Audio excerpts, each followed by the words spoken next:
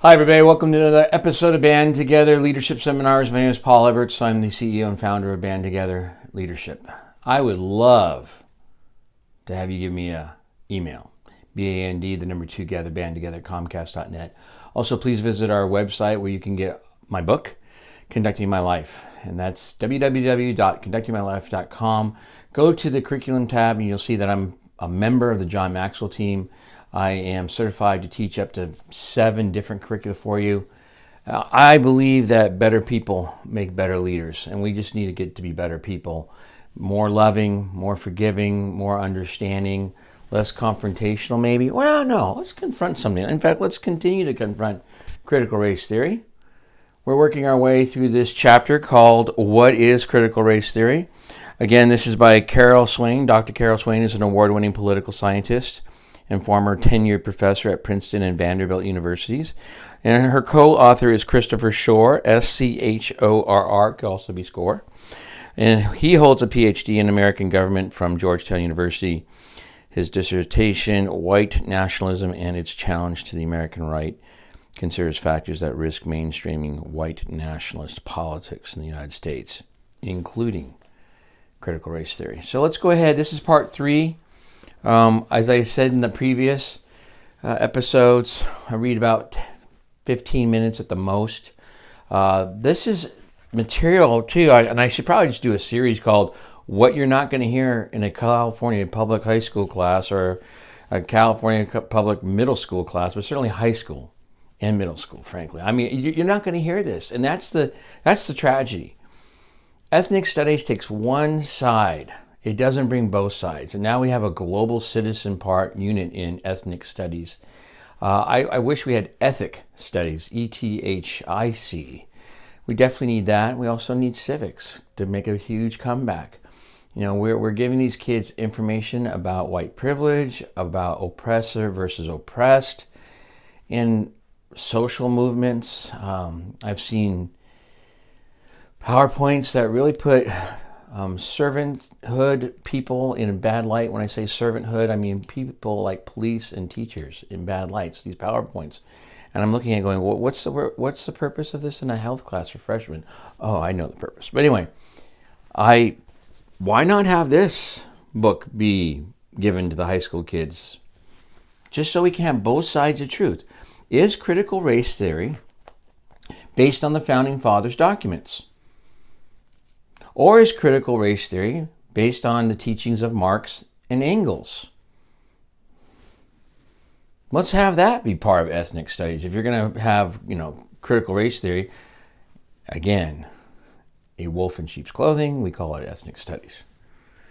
So I don't know why we don't give both. If you're going to do it, let's give both sides of truth, okay? Small t, by the way, on truth. So we're going to work on the current political landscape. This is page 15. Of Black Eye for America. What happens in California rarely stays in California. As such, we should all be concerned by California's disturbing new ethnic studies curriculum under which children will be taught to view America as a parasitic white settler colonist regime. The curriculum's stated purpose is to create activist intellectuals who will go on to decolonize, deconstruct, and dismantle supposedly racist America institutions. That's the other thing. And I definitely hope that a couple of the kids at the school that I teach at will look at these videos and go, you're teaching me how to be an activist intellectual? I want to learn how to balance a checkbook. I want to learn how to write a resume. I want to get a job. I don't want to be an activist intellectual. As curriculum advocates explain, this program begins in the first grade because children are never too young for indoctrination. Indeed, their inherent empathy makes them especially vulnerable to it. Such efforts are not limited to the granola state. Rather, as documented by researchers such as Christopher Rufo and others, far-left indoctrination in American schools is legion. Critical race theory activists are clear about their goals. Clarity and focus have given them enormous advantages over most Americans, who are only beginning to notice what has been taking place around them. Indictments of America, rooted in historic grievances like slavery and Jim Crow, took on greater salience beginning in 2019. 2019 is the year when the New York Times Magazine empowered Nicole Hannah Jones to publish a series of essays called the 1619 Project. Hannah Jones sought to reframe American history around racial oppression and to cast doubt on America's founding principles and values. To this end, Hannah Jones figuratively changed the date of America's founding from 1776, which is, of course, the signing of the Declaration of Independence, or 1789, the ratification of our Constitution, to the year 1619. And that is the year in which the first African slaves were allegedly brought to American shores. Hannah Jones even argued, much to the chagrin of historians and political scientists, that the Revolutionary War was fought to preserve slavery. Within months, the discredited project had found its way into more than 4,500 American classrooms, where it is now helping to instruct the next generation of Americans to hate their country. Together with publications like the New York Times, critical race theory scholars and advocates have worked to shape an environment where American society is now routinely condemned as systemically racist and white supremacist by members of the press, the entertainment industry, the political class, and major corporations.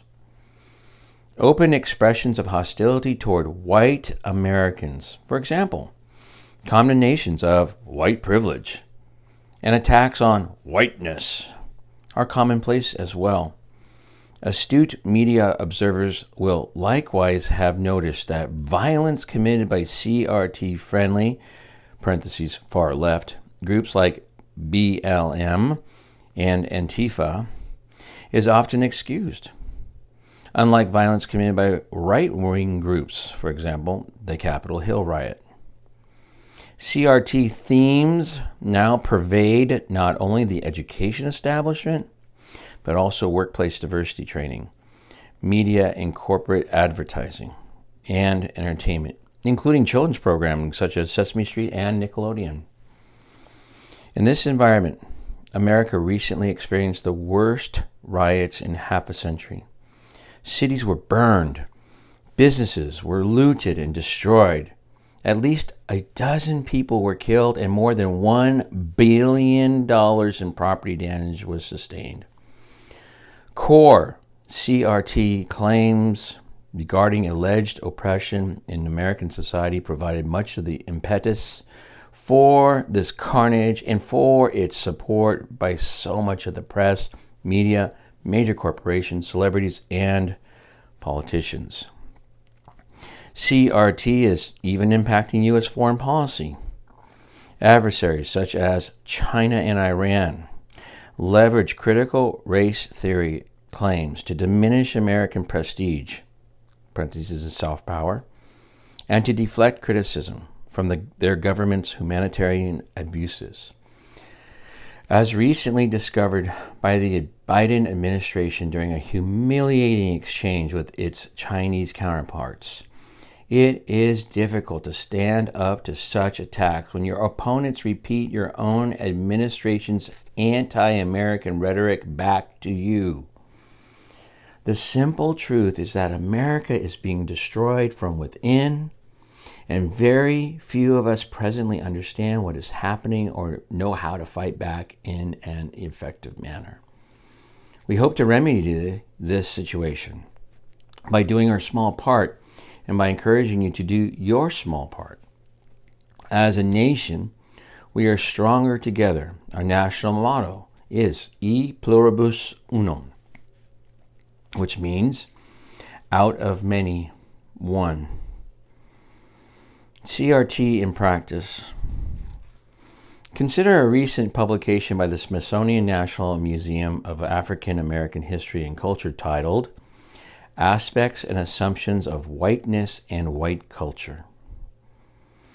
In traditional Marxist thinking, capitalist society sustains itself in part by imparting a false consciousness on workers to legitimize the social hierarchy and to reduce the likelihood of revolutionary action.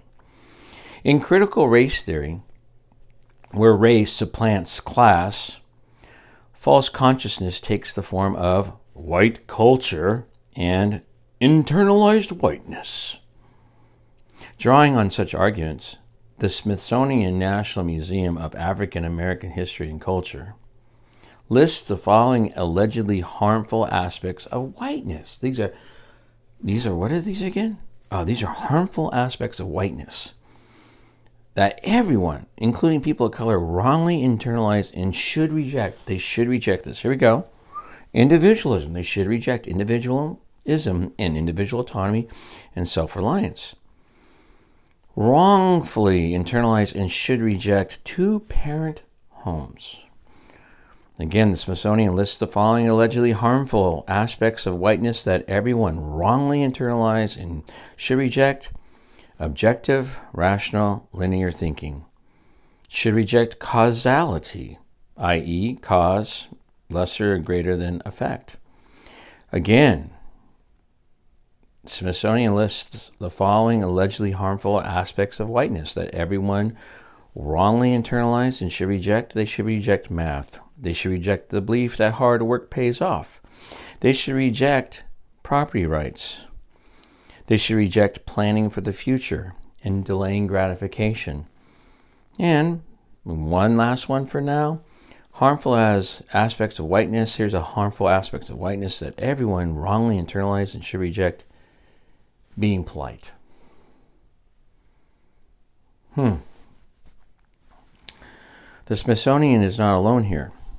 In the state of Washington, the Seattle Public Schools Ethnic Studies Advisory Committee, again, Ethnic Studies Advisory Committee, asserts that Western mathematics, quote, disenfranchise people in communities of color.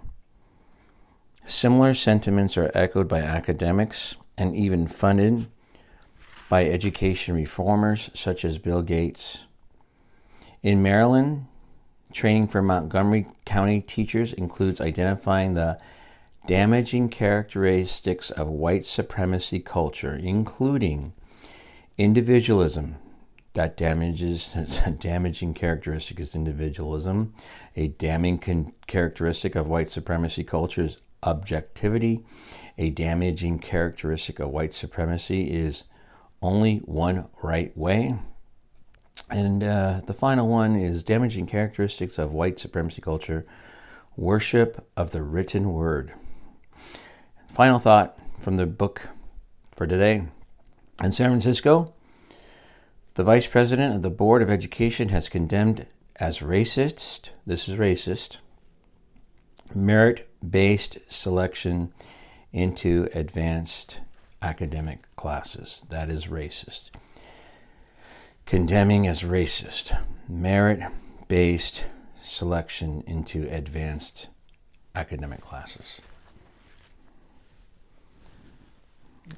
I'm just speechless right now that this is continuing. This movement is continuing. We need to stand up for what is American. It's certainly not what was described just a little while ago. I'm grateful to Carol Swain. I'm grateful to Christopher Schorr, Schorr. Again, the book is Black Eye for America, How Critical Race Theory is Burning Down the House. Stay involved, parents. Don't let people like Terry McAuliffe, running for governor in Virginia, tell you that parents don't have any business in the classroom. Parents have all the business in the classroom. Please stay involved. Please, please, please. All right? And then go to your school board meetings. I would be on the side, though, to act more professional. Stop being so emotional. Have your facts. Read your facts. Take a book like this and just read out of it for 3 minutes and don't get emotional. But certainly there's no reason to bring in the Patriot Act to protect school boards. This is insane. Begin with the end in mind. Every choice you make is who you are, so choose wisely. Seek first to understand, then be understood. And finally, people don't care how much you know until they know how much you care, and I care about you dearly. Thank you so much for spending about 15 minutes or so with me today. This is recorded on Sunday, October, I believe it is the 3rd. All right, everybody. Have a great, great day. Love you. God bless.